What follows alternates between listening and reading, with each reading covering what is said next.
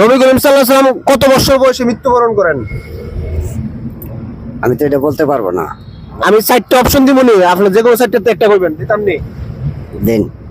66 বছর, আচ্ছা 68 বছর, আচ্ছা। 64 বছর নাকি 63 বছর?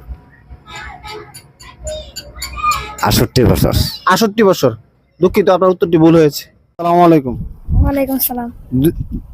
দুজন কি রোজাদার? জি। মাশাআল্লাহ মাশাআল্লাহ। তোমরা বলতে হইব আমাদের নবীর নাম কি? হযরত মুহাম্মদ সাল্লাল্লাহু আলাইহি সাল্লাম। মাশাআল্লাহ। আমাদের নবী হযরত মুহাম্মদ সাল্লাল্লাহু আলাইহি ওয়াসাল্লাম কত খ্রিস্টাব্দে জন্মগ্রহণ করেছিলেন জানা আছে? জি না। তোমার জানা আছে? জি না। আমি অপশন দেই, 4টা অপশন দেই, যে কোনো একটা কইবা। দিমু? 572, 573, 570, 574।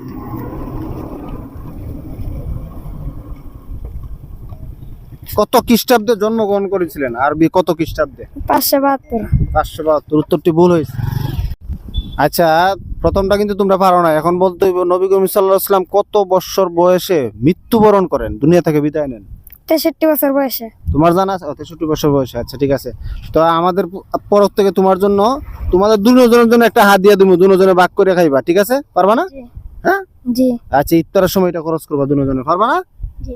ঠিক আছে। তো আসলে প্রথম প্রশ্নের জবাবটা তারা দিতে পারে নাই, কত খ্রিস্টাব্দে নবী করিম সাল্লাল্লাহু আলাইহি ওয়াসাল্লাম জন্মগ্রহণ করেছিলেন, মৃত্যুবরণটা ঠিকই তাদের জানা আছে। আর মাশাআল্লাহ দুজন খুব কিউট। এইটা নিয়ে কিছু হাদিয়া দিচ্ছি তারা দুজনকেই। নাও, তুমি হাতে নাও এটা, তোমরা দুজনে ইফতারের সময়টা গ্রহণ করবা, ঠিক আছে? তো ভালো থাকবা, আর মন দিয়ে পড়াশোনা করবা বাবারা, ঠিক আছে? আসসালামু আলাইকুম।